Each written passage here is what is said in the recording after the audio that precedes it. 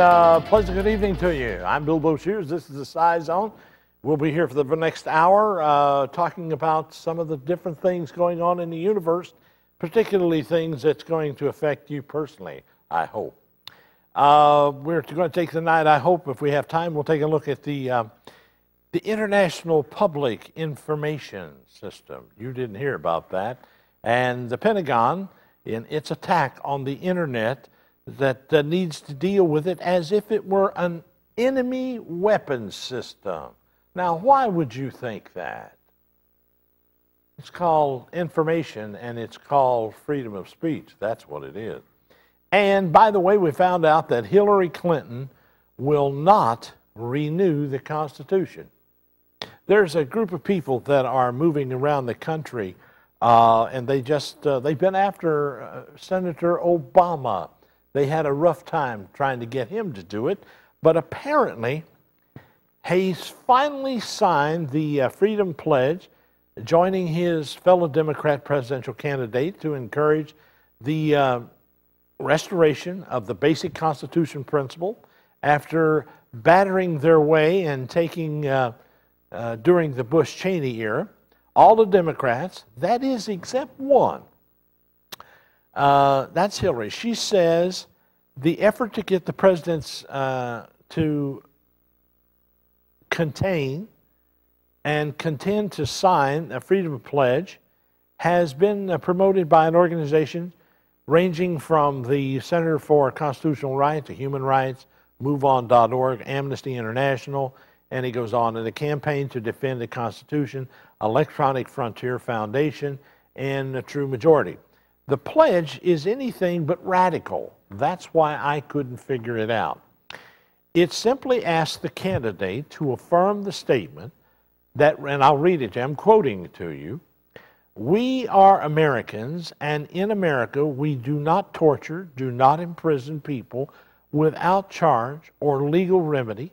We do not tap people's phones or their emails without a court order. And the above all, we do not give the president unchecked power. I pledge to fight, to protect, and defend the Constitution from attack by any president." I thought that was pretty savvy. When I read that, I thought, well, I wouldn't have any trouble signing that. And it bothers me, why would Hillary? Until I found a website and began to look at all the money she's taken and from who she's taking it from. And we'll get to all that. Speaking of money, I would like to address something that I was asked to do.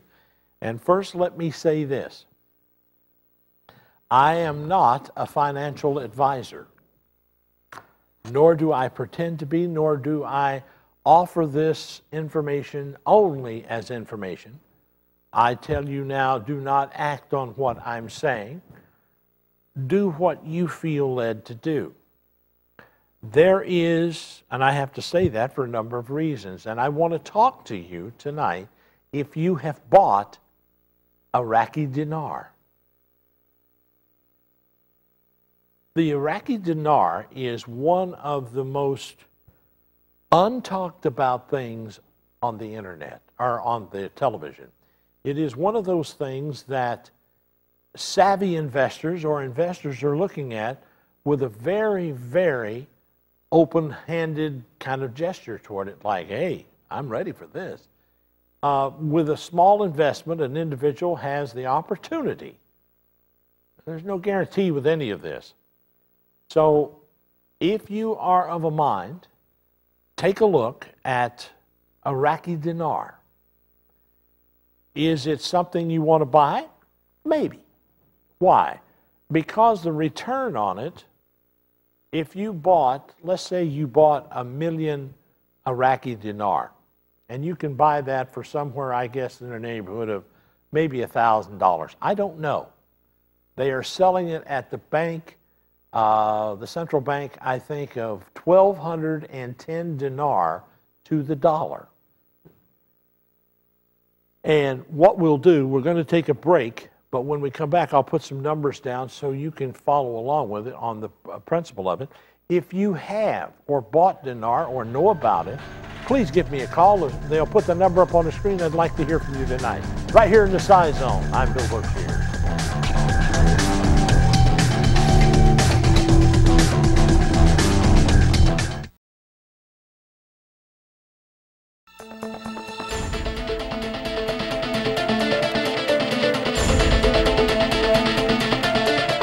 Back in the Scizone, Bill Boshiers with you till 12 o'clock.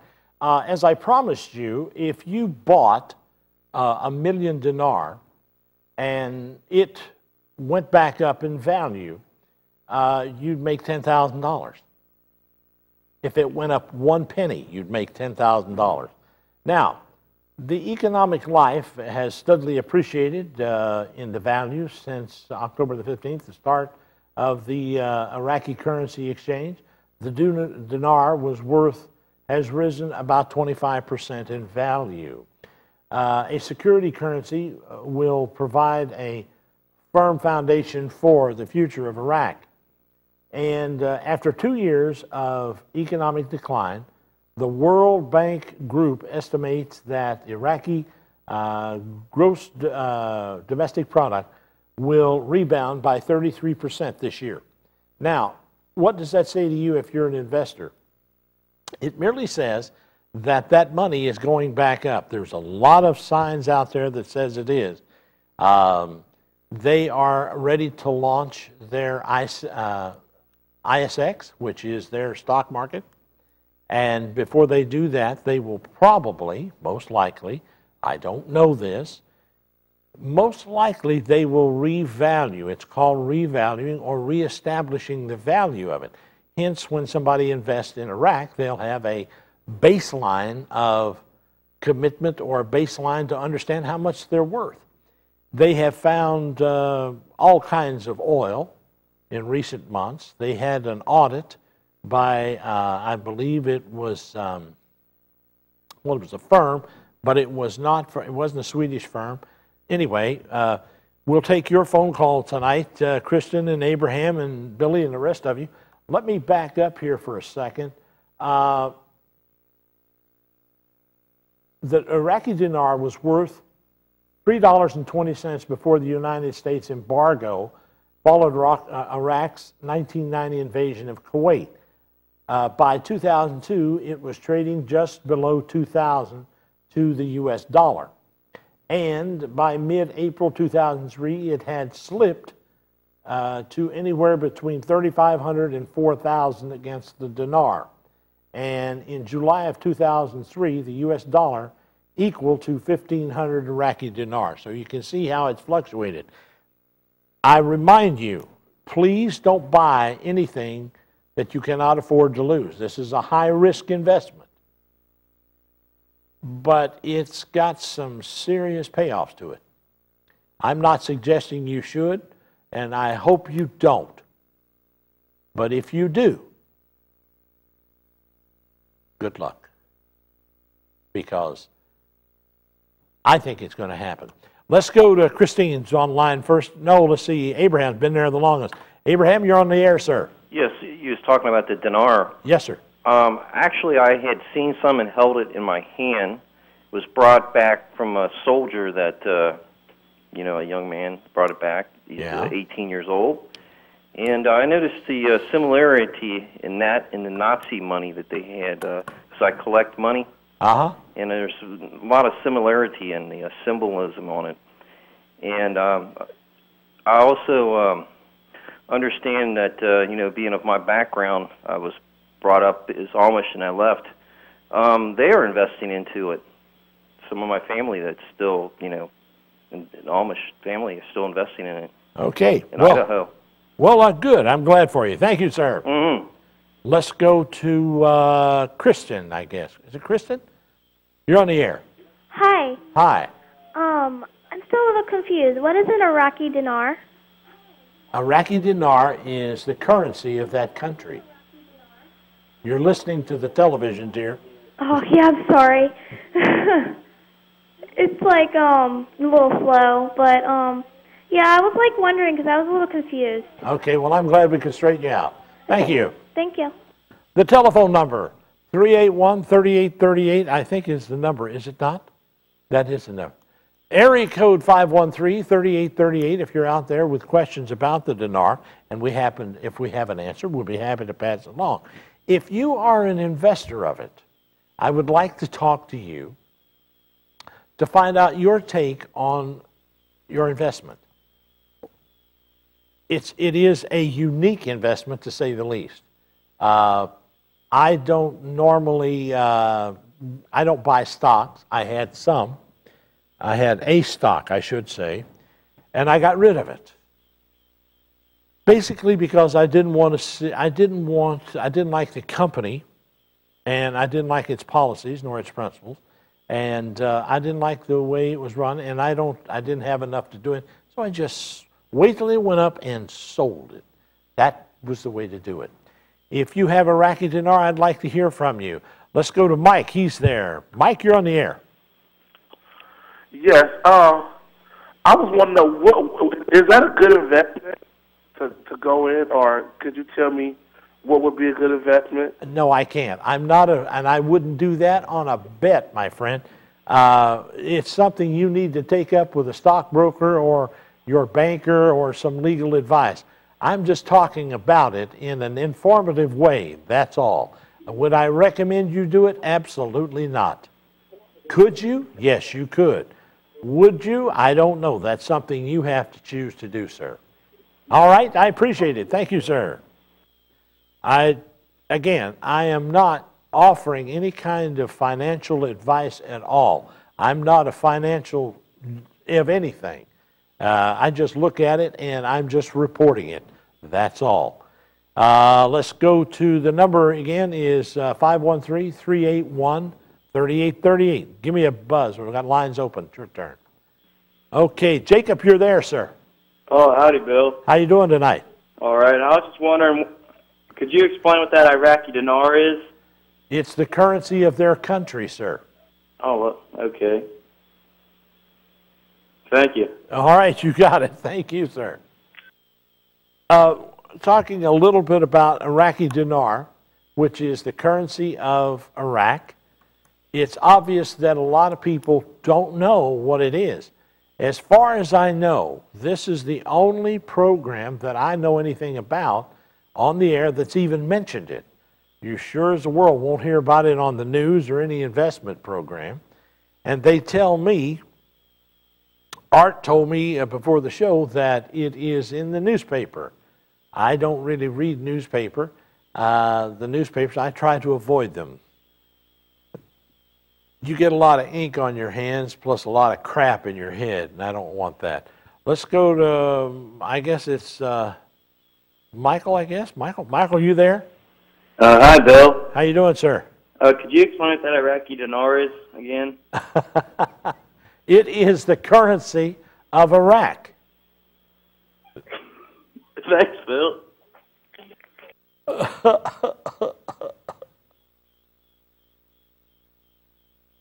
Not smart. But it proves my point, doesn't it? Saturday night, and I'm talking about something that they don't know anything about. Maybe you should read more. I don't know where to tell you to read or what to tell you to read about it. All I can tell you is that if you had 1 million of it and it went up 1 penny, you'd be better off.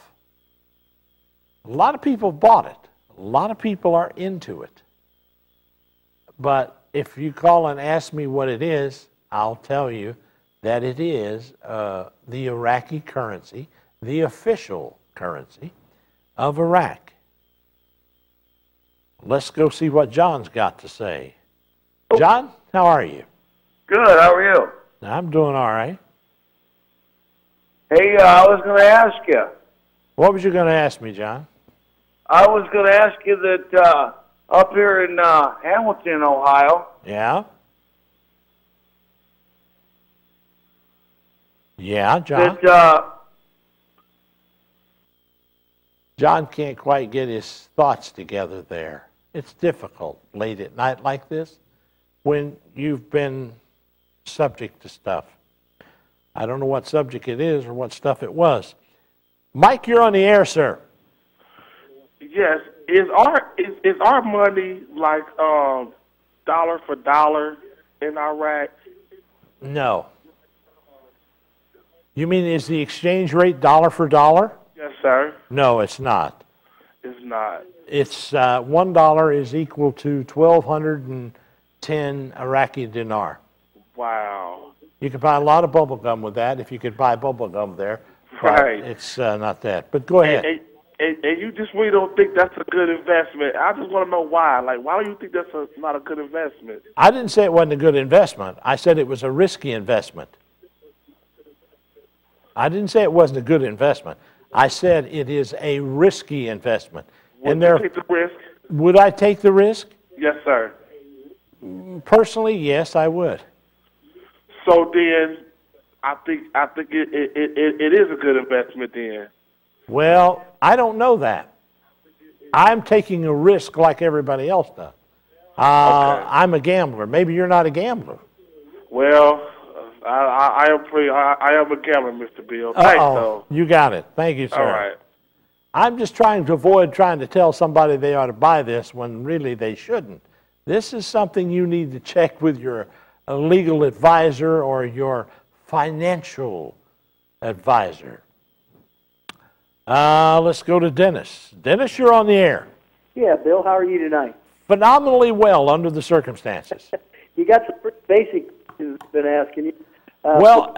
We've now got it established pretty well that the dinar is in fact the currency of Iraq. It took about 4 phone calls and a lot of yucks to get it there, but buddy, we're making headway tonight. You know, I think I picked up on that. I was stabbed, Bill. Hey, I have a question. The value of the dollar right now in terms of world currency is very weak. Yes. An example is a pound is only worth like $1.40 right now, when 5 years ago it was worth $2.40. Yes. Now the dinar, $1 is worth 1,210 dinar right now. Yes. So should I also translate to that the value of the dinar is strong right now? No, the value of the dinar has not been pegged or has not been evaluated to the rest of the currency. It is not being traded on the market right now. And until it is, people won't know what it is worth. You get 1,210 of them for every dollar you got. Okay. But once it has revalued, there's a good chance it will be worth a considerable amount of money. Bill, could you tell me how long the dinar has been in existence? No, not offhand. This issue is very new. I think it's about a year, 2 years old. Okay, that gives me some type of basis. So you're suggesting actually, I have an account with Charles Schwab. Right. I'm thinking Charles Schwab would possibly be the place that I would go to if I want to invest in the dinar. That's a great idea. Okay. I thank you very much. You're quite welcome, sir. And if I think of any other questions, I'll call you back after that, okay? Yeah, but just remember, the dinar is Iraqi currency. I understand. Thank you, sir. if we establish ourselves in Iraq for the next 3 years, that'll stabilize the government there. The value of the dinar would go up, I would think. I really don't know. I think they want us out of Iraq. Yeah, but I think McCain's a little different in there for a while longer. You're breaking up on me pretty good, but I hope to God we don't stay any longer, and I hope to God McCain don't get it. But I'm with you. There's a lot of reasons. We'll get to all of them, but I appreciate your calling, Dennis. Thank you, sir. Hey, are you just here on Saturday night? Just on Saturday night. They won't let me do any more than that. They think that I'm dangerous. I am to myself. They let me eat with a spoon now. They took the forks away from me. You do broadcasting so long, and you don't function well in public. But I seem to be doing okay. Anyway, Dennis, I'm glad you joined me, sir. Hey, God bless you. Thank you, sir.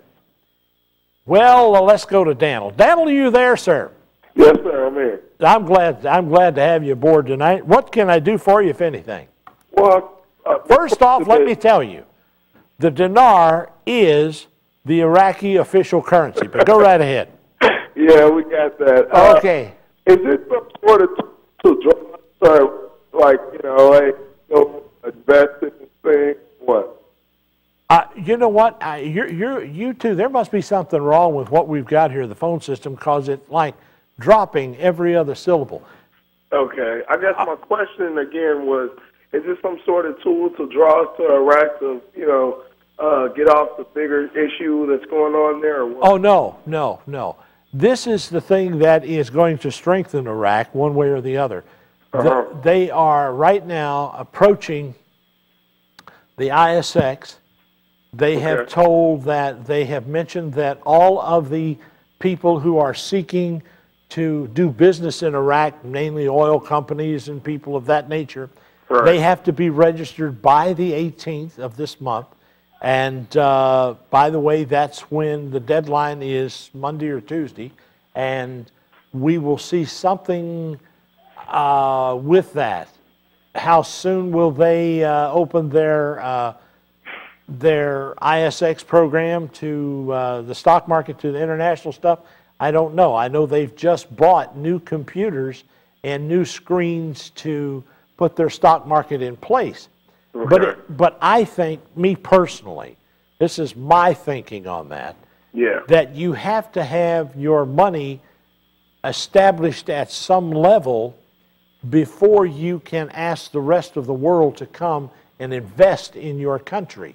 Exactly. Or in your stock market. There's a reason that there is an urgency about this. The stock market wants to be up in March. As rapidly as they change money here, from the $50 bills to the new $100 bills, if we go ahead and invest in that now and they do something like that there, how many people will be losing out? I really couldn't address that. I don't know. I know that it is not a glamorous kind of currency where it's already up and trading. It's not that. This is a buy and hold kind of situation. Be very careful.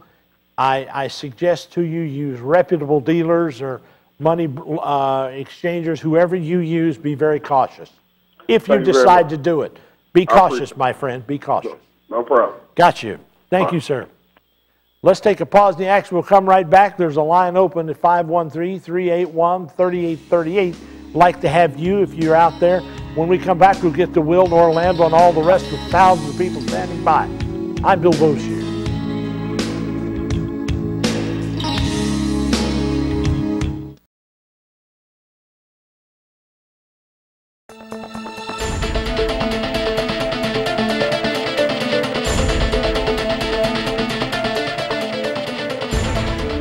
I'm back, and I'm trying to get this realigned back and get back into the internet. People are listening to it there.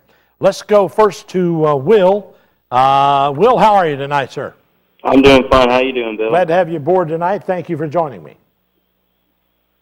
All right. Talk to me, Will, not the television. Okay. Come on. Well, I was wondering if you could explain what that Iraqi dinar is. Yeah, that's a big question tonight. Let's go. See, you can really answer these questions if you just pay attention. Let's go to Orlando. Orlando? Yeah. How much we talk with it? Yeah. We're talking a little bit about the Iraqi dinar here tonight, and there's a lot of controversy about it, in the sense that people know about it or don't know about it. And most of the people calling here obviously don't know about it. And that's okay. They're the only ones who know how much they're going to lose with this. Until they get the phones up and running, would you like to take another break, sir? Would that help you? If you could, that would help you. All right, well, I'll tell you what, let's do. Folks, we're trying to get things put together here for you. Stick around. We got more to do, and your phone calls are very important to us. We'll get to them. We'll take a pause in the action and come right back.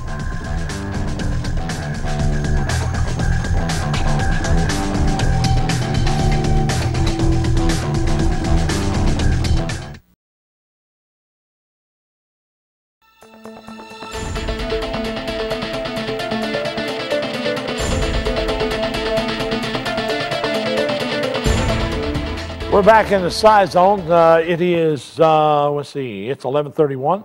I'm Bill Boshears, of course, the good-looking guy here.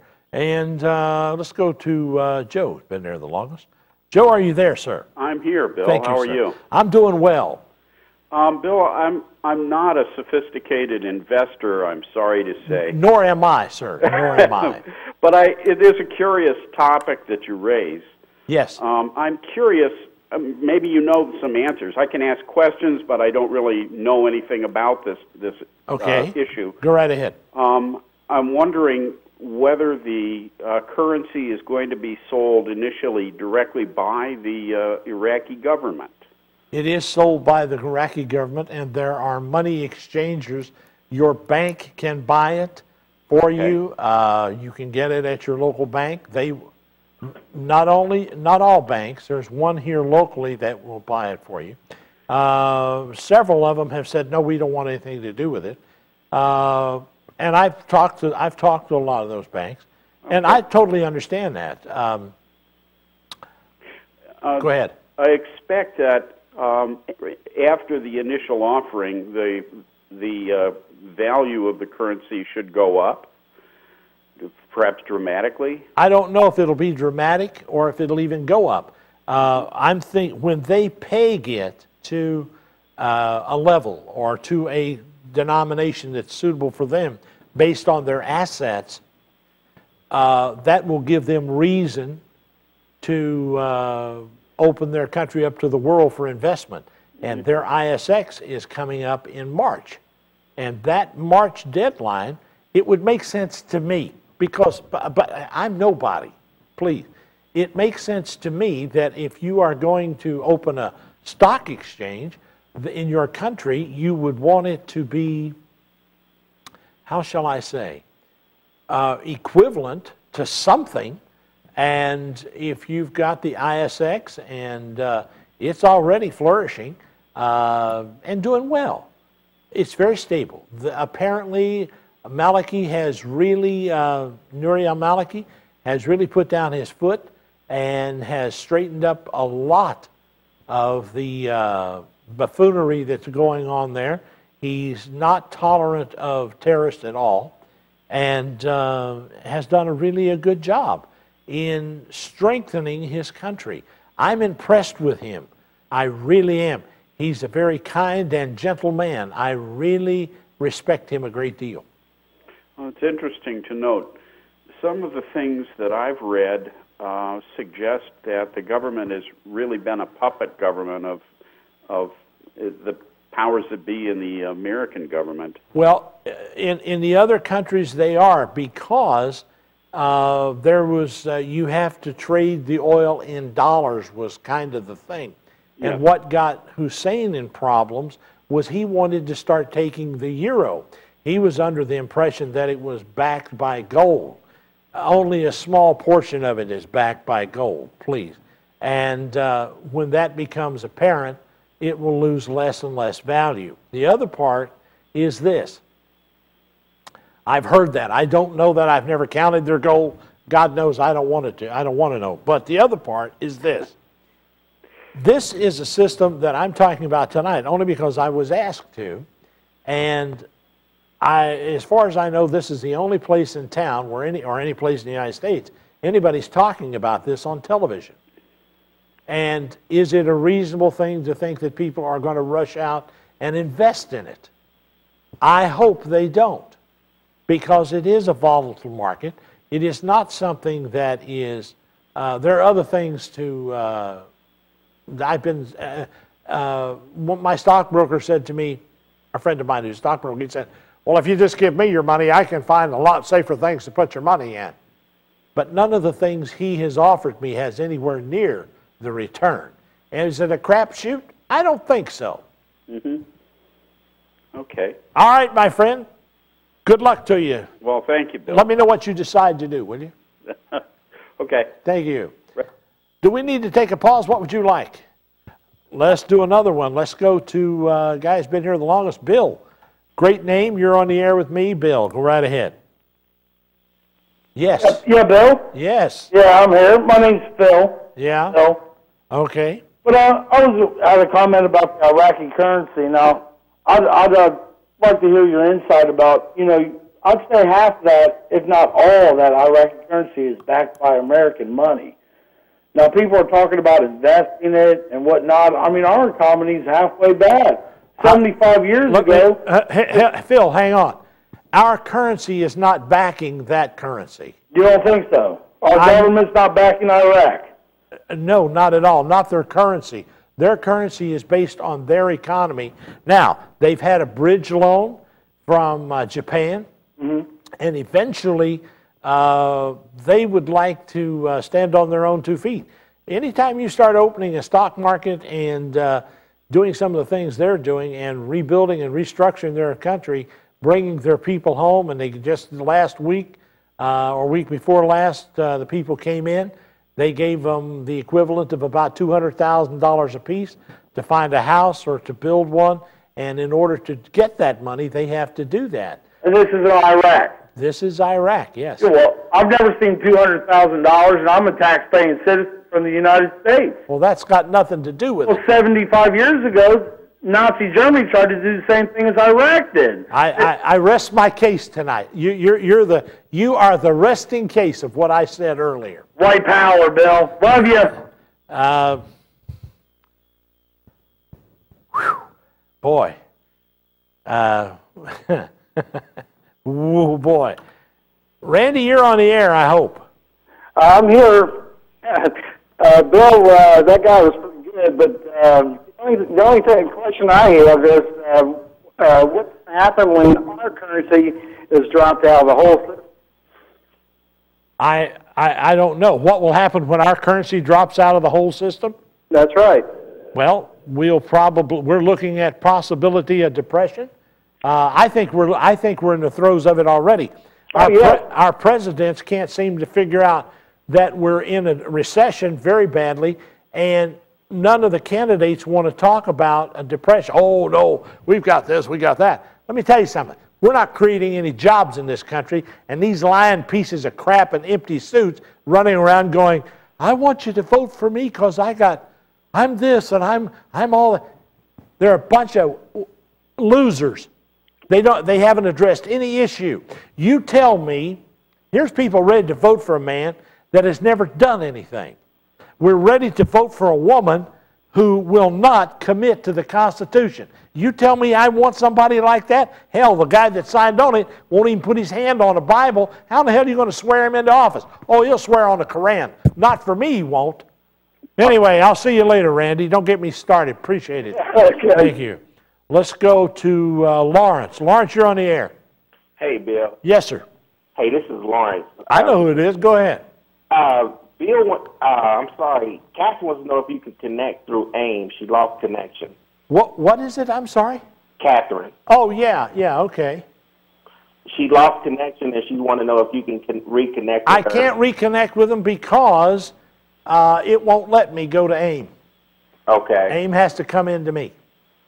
Okay. Is there any way we can do that, or how should I tell her? We'll just go to break. We'll take a pause. Jackson, I'll take care of this, and we'll be right back with more and your phone calls.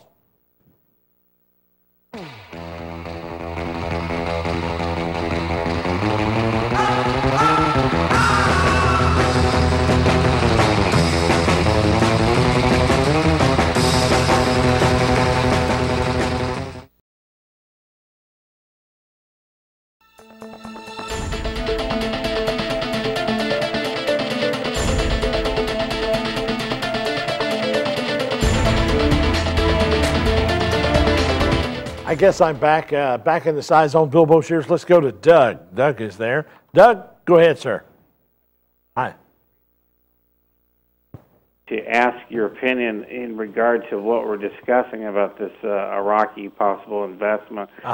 Don't you think, do you feel in your opinion that regardless of who wins the presidency, whether it be Barack Obama or Hillary or John McCain, that the ultimate result's going to be pretty much the same? We're going to pull out of Iraq, and what effect will that have on what we're talking about as far as investment? I don't think the Barack Obama, Hillary, whoever gets it, will have 1 ounce of influence where they are. Everybody has already made an ass out of themselves That's true. in the Middle East, and having a big ugly lady go over there and try to talk to these people.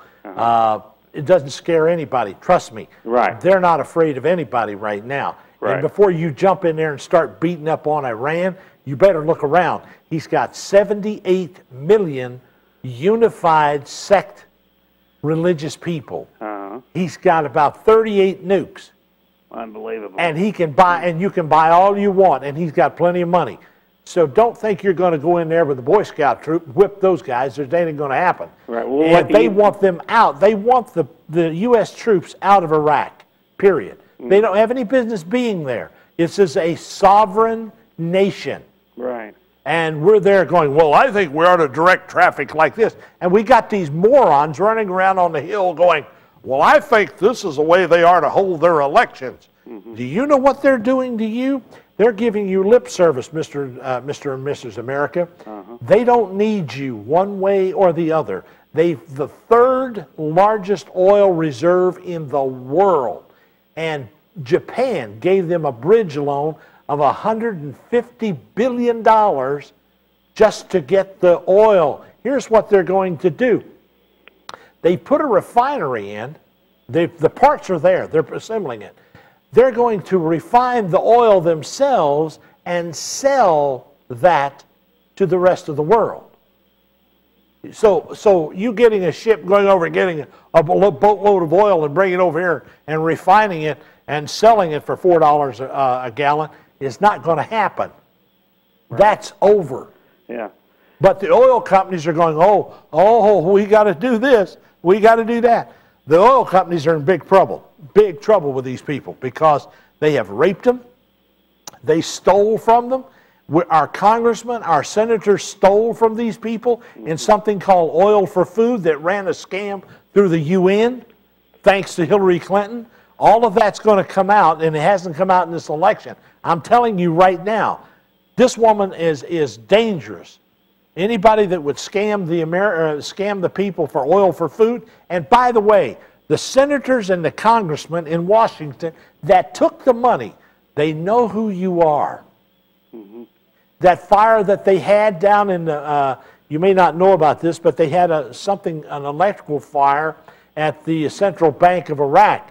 I was told the other day that it was the papers that got burnt were the Oil for Food program papers. Guess what?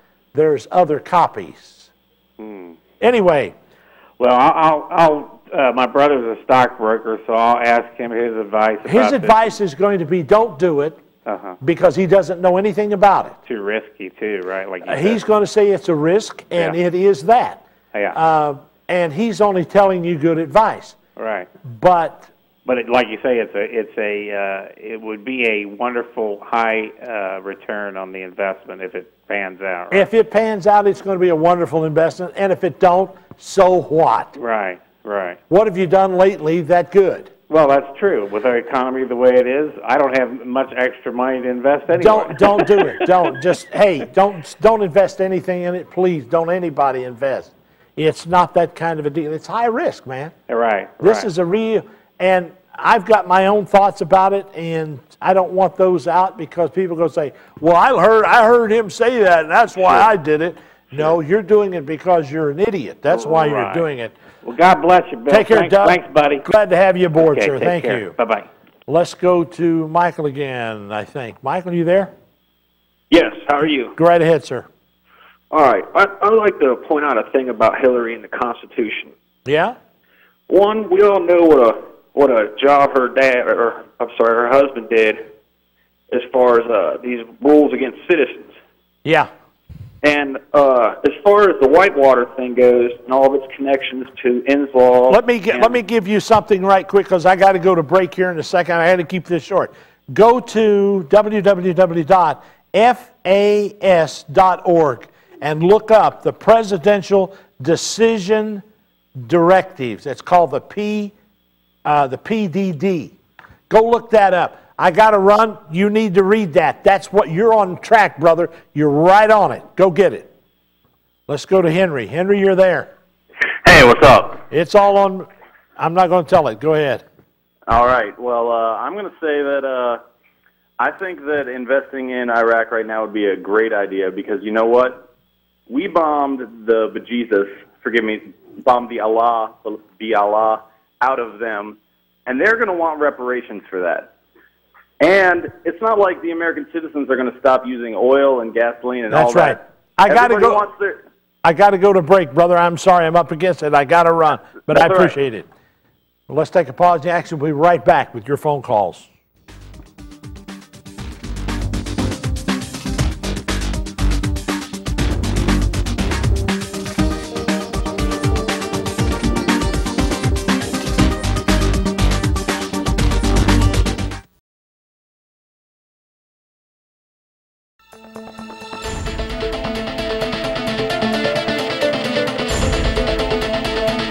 Back into the Scizone. We got about 7 minutes to get something done here. Let's go quickly to Dave. Dave, you're there, sir. Go ahead. Yes, sir, Bill. I'm here. How you doing this evening? Doing well, sir. Go right ahead. I have two questions for you. Yes, sir. As far as the dinar goes, how would the whole Cheney-Bush-Halliburton exploitation of oil affect the dinar to the best of your knowledge? No way it can. No way it can? No. All right. And maybe stepping aside from the whole dinar, as far as any gold or treasure that Saddam Hussein would have had, where is that and what's to be done? They have found most of it. It's back. There's still some gold missing that got missing somehow, but most of it has been returned to them. Okay. And who would be in control of that? Would you know? They are. Okay. They are. Their banks are in control. Please, all we've ever seen is a bunch of people running around. The media in this country has not told the truth about this country. These people are very self-sufficient, and they're doing a hell of a job. You know what I'm going to do? I'm going to start doing updates here because nobody else is doing this. I'm going to start talking about this on a regular basis and bringing up issues that the American people don't know. Yes, they should know. And the media, the news media, will not touch it for some reason. I haven't figured it out. Dave, I appreciate your call. Thank you, sir. Let's go to Annette. Annette, quickly, you're on the air, dear. Hey, if some sort of terrorist attack or something imposes martial law, how will that affect this economic system in the dinar? It won't affect it at all. If we go to a terrorist attack and martial law, it's all over but the shouting anyway. I'm talking about Rex 84, you know? Oh, well, that's a whole nother thing. Rex 84. I'm seeing it play out, man. All right, dear. I appreciate your call. Thank you. Thank you. Let's go to Bill. You're there, sir. Go ahead. One call about Hillary Clinton's campaign. Yeah, what about it? The thing is to remember what number one she is speaking is white power. Yeah.